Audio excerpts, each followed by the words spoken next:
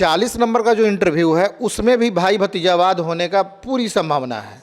इसलिए हम सबों की आपत्ति है कि पुराने वाले में जो मामला था अनुभव प्रमाण पत्र का, उस लूप होल्स को ठीक नहीं किया गया है और उसके मतलब मुझे तो लगता है कि बदले की भावना में ये सारा कार्य किया गया है। ना तो इसमें टीचिंग एक्सपीरियंस है, ना नेट JRF पर नंबर है, ना ही PhD पे नंबर है, ना ही शोध पे नंबर है।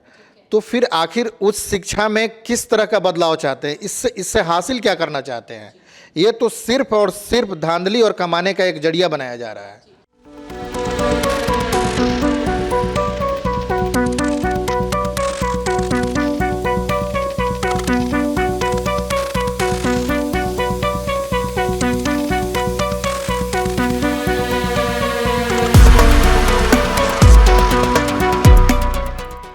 नमस्कार, फर्स्ट लुक बिहार में मैं निशा श्री आप तमाम दर्शकों का स्वागत करती हूं, जहां हम आपको दिखाते हैं खबरें जो जानना ज़रूरी है। और अभी आज हम चर्चा करने के लिए बैठे हैं आपके सामने सबसे एक महत्वपूर्ण मुद्दे पर, जो पूरी मीडिया में अभी जो खबर चल रही है, हम थोड़ा लेट हो गए इस खबर को आपके सामने लाने में। वो ये कि बिहार में असिस्टेंट प्रोफेसर की बहाली के लिए जो नई नियमावली आई है, वो किस तरह से जो है वो स्कॉलर्स के साथ, रिसर्चर्स के साथ एक बहुत बड़ा धोखा, बहुत बड़ा खिलवाड़ करने के लिए लगी है। और इस विषय पर पूरे विस्तार से आपको बात बताएंगे रिसर्च स्कॉलर रवि कुमार। तो सबसे पहले तो आपका हमारे कार्यक्रम में बहुत बहुत स्वागत है। जी धन्यवाद। और यही जानना चाहेंगे कि क्या है मुद्दा, क्या थी पुरानी नियमावली, नया क्या हो गया है और इससे आपत्ति की। डी फार्मा स्टूडेंट्स अब हो जाइए तैयार, आपके लिए है बहुत अच्छी खबर कि अब केवल डी फार्मा स्टूडेंट्स को ही मिलेगी फार्मासिस्ट की जॉब। तो ये कोर्स करने के लिए आपके पास है दो choices. DPS group of institutions के किसी भी कॉलेज में एडमिशन लेकर के आप घर बैठे कर सकते हैं ऑफलाइन कोर्स, या फिर आप कर सकते हैं ऑनलाइन क्लासेस। और उससे भी अच्छी बात ये है कि DPS ग्रुप के कॉलेजेस जो कि हैं इन 5 शहरों में, रांची, दुमका, देवघर, मुजफ्फरपुर और सीतामढ़ी, इन 5 शहरों के किसी भी कॉलेज में एडमिशन लेकर आप किसी और शहर में बैठ करके ये कोर्स कर सकते हैं। आपको कॉलेज के नाम और डिटेल्स मिल जाएंगे वीडियो स्क्रीन पर, और बाकी किसी जानकारी के लिए दिए गए नंबर पर कॉल करें। तो मुझे कमेंट सेक्शन में बताना ना भूलें कि आखिर आप किस शहर में एडमिशन ले रहे हैं। कि पुराना नियमावली के हिसाब से अभी जो नियुक्ति चल रही है उसमें API के हिसाब से नियुक्ति हो रही थी, अब जो चल भी रही है उसमें टोटल 115 अंक पे API था, जिसमें 15 नंबर इंटरव्यू का था, जो टोटल का 13% होता है। नई नियमावली में वो 20% हो जाता है, और वहाँ API के हिसाब से इंटरव्यू को होना था, और यहाँ डिस्क्रिप्टिव प्लस इंटरव्यू है, जिसमें 160 नंबर डिस्क्रिप्टिव में है और 40 नंबर जो है इंटरव्यू का है। हम सभी रिसर्च स्कॉलर, जितने भी रिसर्च स्कॉलर जो PhD करने वाले हैं, वो काफ़ी मेहनत करके अपना पूरा समय दे करके जीवन का एक लक्ष्य निर्धारित करते हैं कि हमको असिस्टेंट प्रोफेसर बनना है, या शिक्षक बनना है, या प्राइवेट यूनिवर्सिटी में जाना है, कहीं भी एक शिक्षक बनना है। लेकिन इतना समय गुजर जाने के बाद से अचानक इस नियमावली में बदलाव से वो सारे लोग स्तब्ध हो गए हैं। इसका कारण यह है कि डिस्क्रिप्टिव कभी भी पारदर्शी हो ही नहीं सकता है, और 40 नंबर का जो इंटरव्यू है उसमें भी भाई भतीजावाद होने का पूरी संभावना है। इसलिए हम सबों की आपत्ति है कि पुराने वाले में जो मामला था अनुभव प्रमाण पत्र का, उस लूप होल्स को ठीक नहीं किया गया है, और उसके मतलब मुझे तो लगता है कि बदले की भावना में ये सारा कार्य किया गया है। जी, मतलब आप बताइए कि शिकायत इस मामले में की गई थी कि अनुभव प्रमाण पत्र में जो गड़बड़ियां हैं उसकी जांच का मुद्दा उठाया गया था, लेकिन उसको सुलझाने के बजाय एक नया ही जो है वो पूरे की पूरी नियमावली को ला दिया गया, जिसमें कि रिसर्च स्कॉलर और ज़्यादा फ्रस्ट्रेट होंगे। और जैसा कि हम कई बार कॉमेडी शोज़ में देखते हैं कि एक रिसर्च स्कॉलर होना कितना मुश्किल है, एक PhD स्टूडेंट होना कितना मुश्किल है, क्योंकि उनके गाइड से उनको कितने सारे निर्देश सुनने पड़ते हैं। और रिसर्च पेपर लिखने में, एक तो लिखना और फिर उसको पब्लिश कराना, क्योंकि उसमें पैसे भी खुद ही देने पड़ते हैं, वो इतनी चुनौती होती है। आप कह रहे हैं कि उन सब को शून्य कर दिया। जी बिल्कुल शून्य कर दिया गया है। आप देख सकते हैं कि जब पहले नेट का एग्ज़ाम हुआ करता था तो वो डिस्क्रिप्टिव ही था, लेकिन कुछ समय के बाद जब उसमें विसंगतियां आने लगी तो उसको भी ऑब्जेक्टिव कर दिया गया। तो जब UGC अपने नॉर्म्स में पारदर्शिता ला सकती है, तो स्टेट लेवल पे जो बिहार में जो कमेटी बनी है, क्या उन लोगों को ये पता नहीं है कि ये पारदर्शिता इसमें बिल्कुल हो ही नहीं सकती है। 160 नंबर का डिस्क्रिप्टिव लिखेंगे, जो जांच करने वाले हैं जो होंगे वो उनका भी अलग अलग विचारधारा होगा, लेखन का भी एक अलग विचारधारा होता है। हम अपने तरीके से अलग से थ्योरी लिखेंगे, आप अपने तरीके से एक अलग थ्योरी लिखिएगा। उसमें नंबर देने का जो अंतर आएगा वो काफ़ी ज़्यादा हद तक अलग हो जाएगा। और दूसरी बात क्या है इसमें कि इसमें धांधली, अभी अनुभव प्रमाण पत्र में इतना सारा धांधली हुआ, उसको आप लूप हाउस को ठीक नहीं किए और आप फिर से जो है कि ऐसे तरफ बढ़ रहे हैं जहां पूरा धांधली होने की पूरी संभावना है। वर्षों से कार्यरत जो गेस्ट टीचर हैं, जो एडहॉक है, उनका उम्र बीत चुका है, 45 प्लस हो चुके हैं और अब आप कह रहे हैं कि नहीं हम 45 मिनिमम मैक्सिमम एज रखेंगे, जबकि वो 55 था। तो क्यों नहीं 55 पे ही आप करके इस कार्य को किया जाए। आप ऑब्जेक्टिव लीजिए और इंटरव्यू का नंबर जो है वो 20 नंबर का कीजिए और बाकी सब जो रिसर्च पेपर है, इंटरव्यू है, पीएचडी का वेटेज है, नेट जेआरएफ का वेटेज है, उन सारे चीज़ों को लाइए। कारण है कि रिसर्च जो होता है, रिसर्च बड़ी चीज़ है। रिसर्च किसी भी देश के लिए, तो ये स्टेट लेवल की बात हम कर रहे हैं, ये देश के लिए बड़ी चीज़ है। रिसर्च से ही बहुत सारी चीज़ें आती हैं, तो रिसर्च को आप मतलब जीरो नहीं कर सकते हैं। और एक जो आपने बात कही कि क्योंकि एक्सपीरियंस सर्टिफिकेट जो बहुत ज़्यादा मायने रखता था, इस वजह से कई लंबे समय तक जो है वो रिसर्च स्कॉलर्स जो हैं वो पढ़ाते रहते थे, इस अपेक्षा से कि उनका जो है वो एक्सपीरियंस सर्टिफिकेट बनता रहेगा। आप कह रहे हैं कि ये एपीआई से जो का जो सिस्टम ख़त्म किया गया है, उसमें अब उनके टीचिंग एक्सपीरियंस का भी वैल्यू ख़त्म कर दिया है। जी बिल्कुल, ना तो इसमें टीचिंग एक्सपीरियंस है, ना नेट जेआरएफ पर नंबर है, ना ही पीएचडी पे नंबर है, ना ही शोध पे नंबर है। तो फिर आखिर उस शिक्षा में किस तरह का बदलाव चाहते हैं, इससे हासिल क्या करना चाहते हैं? ये तो सिर्फ और सिर्फ धांधली और कमाने का एक जरिया बनाया जा रहा है।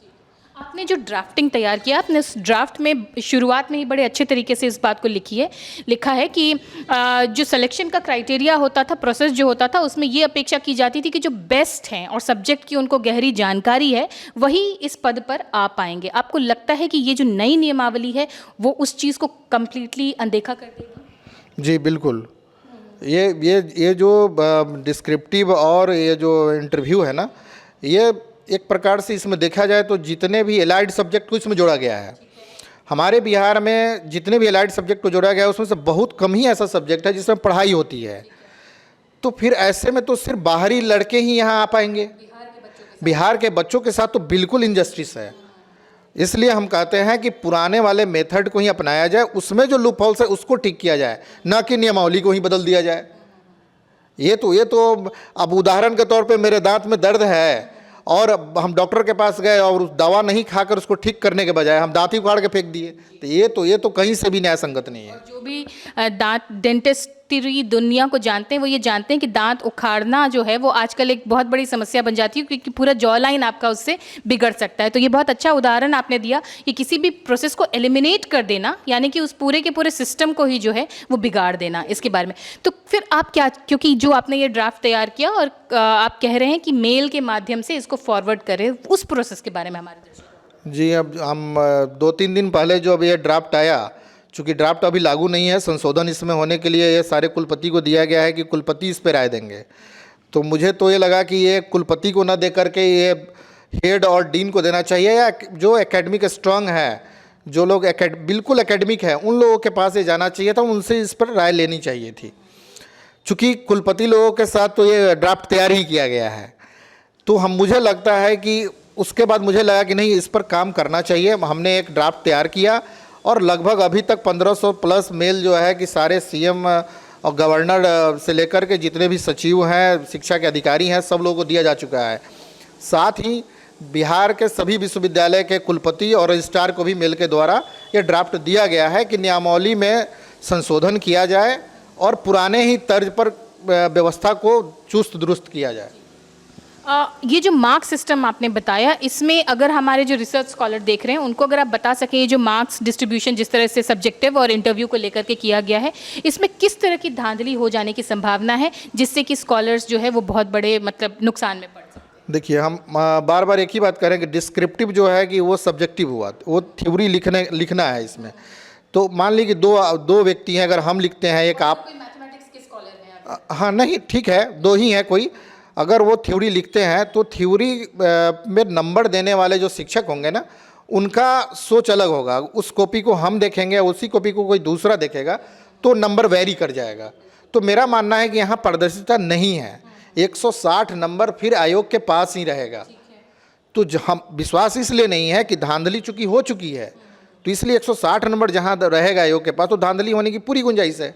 और 40 नंबर जो इंटरव्यू है, तो 40 नंबर इंटरव्यू करने का कोई मतलब नहीं बनता है। उसमें भी आपने एक मुद्दा उठाया कि वो सब्जेक्टिविटी का मैटर हो जाएगा, यानी कि फिर उसमें फेवरेटिज्म शायद काम। बिल्कुल बिल्कुल, उसमें भाई भतीजावाद वाली बात आ जाएगी और 40 नंबर में किसी को 38 मिल जाएगा, किसी को 39 मिल जाएगा और किसी को 10 मिल के रह जाएगा। जैसा कि हमारे स्कूल के प्रैक्टिकल एग्जाम्स में अक्सर होता है। जी बिल्कुल बिल्कुल होता है, क्योंकि आप देखते हो ये कि थोड़ा सा जो पैरवी कर लेता है उसको 40 में 39 भी मिल जाता है। तो यहाँ तो सारे जुगाड़ सिस्टम से चल रहे हैं और वो सारे विजुअल हैं। और ये उस शब्द की भी अवमानना है जो स्कॉलर कहे जाते हैं वो, क्योंकि विद्यार्थी भी तो कहा जा सकता था, लेकिन इनको स्कॉलर्स कहा जाता है क्योंकि ये अपनी पढ़ाई से इतर, यानी जो हमारे अगर पुराणों में भी हम सुने तो उसके बारे में अभी मुझे संस्कृत का वो दोहा याद नहीं आ रहा है, लेकिन ऐसा कहा जाता है कि जब हम वक्र ध्यान लगाते हैं किसी चीज़ का, यानी कि कोई भी बात आपने पढ़ी और उसके परे जब रिसर्च करते हैं तो वो स्कॉलर्स कहलाते हैं। और अगर आप उनके रिसर्च और पीएचडी और इन सब चीज़ों को ही अगर आप वैल्यू नहीं देंगे तो आप स्कॉलर शब्द का अपमान करेंगे। क्या आप सहमत हैं मेरी इस बात से? जी बिल्कुल सहमत है कि स्कॉलर पीएचडी करने के बाद इतना टाइम आप किसी चीज़ में जब अपना टाइम समय देते हैं, जब आप पीएचडी रिसर्च कर लेते हैं तो एक नई चेतना और एक नई तरीके से सोचने का मतलब ये जागृत हो जाता है आदमी का। तो वो जो अनुभव है ना वो आगे कार्य देता है। और ये कह देना सीधे कि अब रिसर्च को हटा दीजिए, पीएचडी को वेटेज नहीं दीजिए, ये बिहार के बच्चों के साथ सिर्फ अन्याय है, इनजस्टिस है। और हम इतना ही कहेंगे इसमें कि पुराने वाले नियम को लाया जाए और उसमें जो लूप होल्स है उसको चुस्त दुरुस्त किया जाए। इसके बाद एक मुद्दा आता है एज का, जो आपने एज वाली बात कही कि पहले 55 साल था और अब मैक्सिमम एज लिमिट जो है वो 45 कर दिया गया है। रिसर्च स्कॉलर्स के लिए 45 एज लिमिट कितना कम है, इसकी अगर आप व्याख्या कर दें तो जो स्कॉलर्स हैं वो तो समझ ही रहे हैं, लेकिन आम दर्शकों को भी ये बात समझ आ जाए। जी बिल्कुल, एक तो अपने यहाँ बिहार में सबसे बड़ी बात यह है कि एक तो एडवर्टीजमेंट ही आते हैं, कभी 5 वर्षों पे, कभी 10 वर्षों पे। दूसरी बात है कि जो पीएचडी करने का जो पहले तरीका था वो बहुत पहले था कि पीएचडी इनरोल्ड आसानी से लोग कर लेते थे, लेकिन जब से पैट आया है अब बच्चे पैट का भी एग्ज़ाम देंगे, उसका भी प्रिपरेशन करेंगे, फिर कोर्स वर्क होना है, कोर्स वर्क के साथ फिर परीक्षा देना है, फिर वाइवा उसका होता है, वाइवा भी करना है। तो बच्चे तो पढ़ ही रहे हैं, परीक्षा दे ही रहे हैं और फिर इन सब के बाद फिर उसको परीक्षा देना है। इसमें बहुत सारा टाइम लग जाता है, 6 साल 7 साल 8 साल तक वक्त लग जाता है। तो मेरा कहना है कि जो लोग इसमें लगे हुए हैं, जो लोग कर चुके हैं पीएचडी, उनको वेटेज देना बहुत ज़रूरी है, आप उसको इग्नोर नहीं कर सकते हैं। अगर मैं इस बात के साथ आपकी इस बात के साथ जोड़ दूं कि नेट की जो परीक्षा होती है वो एज लिमिट उसमें नहीं होता है, तो लोग नेट की परीक्षा इसलिए भी देते हैं कि कभी ना कभी उनका नेट होगा और शायद वो उस बेसिस पर एक पॉइंट जो है वो उसके साथ जोड़ सकेंगे। तो आप नेट के स्कॉलर्स को भी हतोत्साहित बिल्कुल कर रहा है। यूजीसी गाइडलाइन में तो ऐसा है ही कि आप नेट कभी भी कर सकते हैं, इसके लिए कोई प्रावधान नहीं है। लेकिन सबसे बड़ी बात है कि अगर स्टेट इस एज को घटा रही है तो स्टेट को सोचना होगा कि हम अपने स्टेट के बच्चों के साथ क्या कर रहे हैं। आप कंटिन्यू बहाली तो नहीं कर रहे हैं। प्रत्येक साल यदि एडवर्टीजमेंट आता तो मान लेते कि हाँ ठीक है, एज को मिनिमम और मैक्सिमम किया जा रहा है तो ये चलता। लेकिन आप 10 साल 5 साल पे वैकेंसी ला रहे हैं और अचानक से कह रहे हैं कि नहीं 10 वर्ष घटा दिए। तो जितने अतिथि शिक्षक जो लड़ रहे हैं, जो पढ़ा रहे हैं, जो अभी मान के चलिए कि अतिथि शिक्षक पूरे बिहार के विश्वविद्यालयों का कर्णधार बने हुए हैं, वो चला रहे हैं विश्वविद्यालय, तो उनके साथ भी तो इंजस्टिस हुआ। और एज, हम यहाँ सेशन लेट भी तो एक बहुत बड़ी समस्या है। बिल्कुल, सेशन लेट तो आप देख ही रहे हैं कि सेशन लेट के साथ साथ पैटर्न भी चेंज हो जा रहा है। एक चीज़ उसमें जो दिया हुआ है कि आप जिस विषय से स्नातक किए हैं उसी विषय से आपका पीजी भी होना चाहिए, लेकिन अब नए नियमावली में तो अलग है, अब स्नातक अलग से करेंगे और फिर पीजी अलग से करेंगे, तो फिर यहाँ भी तो इंजस्टिस हो रहा है। तो मतलब कि ये वेल स्टडीड, वेल एनालाइज्ड नियमावली नहीं है। बिल्कुल नहीं है। इस पर अध्ययन हो जाना चाहिए था, इस पर सब बहुत लोगों से राय मांगा जाना चाहिए था। प्रत्येक विश्वविद्यालय के प्रत्येक विषय के जो एकेडमिक हैं, स्ट्रांग हैं, उन सबों से राय ले लेनी चाहिए थी। बीसी जो होते हैं एकेडमिक भी होते हैं, एडमिनिस्ट्रेटिव भी होते हैं, तो मैं मानता हूँ उनको कमेटी में न रख के विषय एक्सपर्ट को रखा जाता तो ये ज़्यादा बेहतर बनता। चलिए, आपने एक सुझाव तो दिया। मान लीजिए कि कोई ऐसी संस्थान हमारे इस कार्यक्रम को सुन रही हो जो इसके ऊपर कार्रवाई कर सकती है, तो फिर आप क्या चाहेंगे कि अभी से भी कौन सा प्रोसेस हो कि अभी से भी इन नियमावलियों में बदलाव हो सके और एक अच्छा सिस्टम जो है वो रिसर्च स्कॉलर्स के लिए बन सके असिस्टेंट प्रोफेसर की बहाली? 2 नियम है इसके। एक तो जो पहले चल रहा था उसको आप दुरुस्त कीजिए, एपीआई के साथ साथ शिक्षण अनुभव दीजिए और रिसर्च को वेटेज दीजिए, नेट जीआरएफ को वेटेज दीजिए उसके हिसाब से। और नहीं तो नए नियमावली में जो है या तो ऑब्जेक्टिव उसको कीजिए, ऑब्जेक्टिव और फिर 20 मार्क्स का इंटरव्यू कीजिए। यही 2 नियम है जो करके आप पारदर्शिता ला सकते हैं। नहीं तो बाकी ये नियमावली जो है कि बिल्कुल फेक और मतलब बिहार के निराधार ही हैं। एक बिंदु और, क्योंकि आप अन्य राज्य के स्कॉलर्स के साथ भी जुड़े रहते हैं, तो बिहार के कैंडिडेट्स के लिए आप ज़्यादा कंसर्न्ड होते हैं। तो मैं ये समझना चाहती हूँ कि क्या बिहार के कैंडिडेट्स के लिए कोई स्पेशल रिजर्वेशन है? अगर यहाँ नहीं है तो क्या अलग दूसरे राज्यों में ऐसा कोई होता है कि वो अपने कैंडिडेट्स को पहले प्रेफरेंस देते हैं या कुछ रिजर्वेशन रखते हैं? और क्या बिहार में होना चाहिए ऐसा? देखिए, बिहार में तो बहुत पहले ही डोमिसाइल नीति लागू हो जानी चाहिए। इसके लिए बहुत सारा मांग भी किया गया था। सरकार अपने तरीके से पहल तो करती है, लेकिन वो बच्चों के साथ इनजस्टिस हो जाता है। बाकी सारे स्टेट में चले जाइए तो सारे डोमिसाइल लागू करके रखे हुए हैं, 2% 3% बच्चों को ले पाते हैं वो लोग। तो हम तो कहते हैं कि सबसे पहले अगर डोमिसाइल हो जाए उसके बाद आप नियमावली बनाते रहिए तो ज़्यादा बेटर होगा। जी, मतलब कि आप पहले मतलब आप ये चाहते हैं कि बिहार के स्कॉलर्स, मतलब जो भी राज्य के हैं, और बिहार सरकार का जब यूनिवर्सिटी लेवल पे असिस्टेंट प्रोफेसर्स की बहाली हो रही है तो एटलीस्ट उनको जो है वो प्रेफरेंस दिया जाना चाहिए। ये सारे बदलाव। और भी कोई ऐसे बिंदु हैं जिनको आप रखने चाहते हैं हमारे दर्शक के सामने? जी बिल्कुल, बस मैं इतना ही कहना चाहूँगा कि उच्च शिक्षा में ज़्यादा छेड़छाड़ नहीं करना चाहिए। एक नियमावली ऐसा होना चाहिए जो सबको ही लाभान्वित हो। बिहार के जो शिक्षा जगत है, चाहे बिहार में जितने भी स्टैंडर्ड हैं, हम बिहार के स्टैंडर्ड के हिसाब से अगर सोचें तो ज़्यादा बेटर होगा। अब जेएनयू और बीएचयू में जो मानो वहाँ जो संसाधन है वो तो बिहार में कहीं नहीं है, किसी विश्वविद्यालय में नहीं है। तो फिर हम बीएचयू के लेवल से क्यों सोचें, फिर इसको हम जेएनयू के लेवल से क्यों सोचें? हम जो दे रहे हैं ना, हम उसी से हम जो इनपुट है मेरा, उसी से हम आउटपुट लेंगे तो ये ज़्यादा बेटर होगा। और बच्चों के साथ मतलब सरकार पर भी विश्वास बच्चों का बना रहेगा यहाँ के, और सरकार भी उसको कुछ दे पाएगी।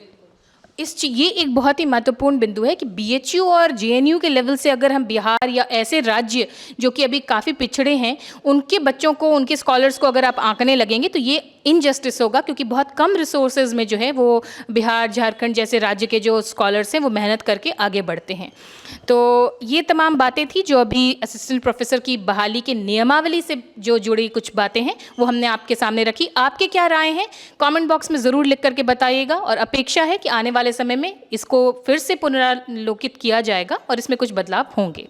फिलहाल के लिए रवि कुमार जी को इन तमाम जानकारियों को हमारे साथ साझा करने के लिए बहुत बहुत जी धन्यवाद। तो इसी के साथ इस कार्यक्रम को यहीं पे देते हैं विराम। आप बने रहिएगा हमारे साथ। आप देख रहे थे फर्स्ट लुक बिहार। धन्यवाद।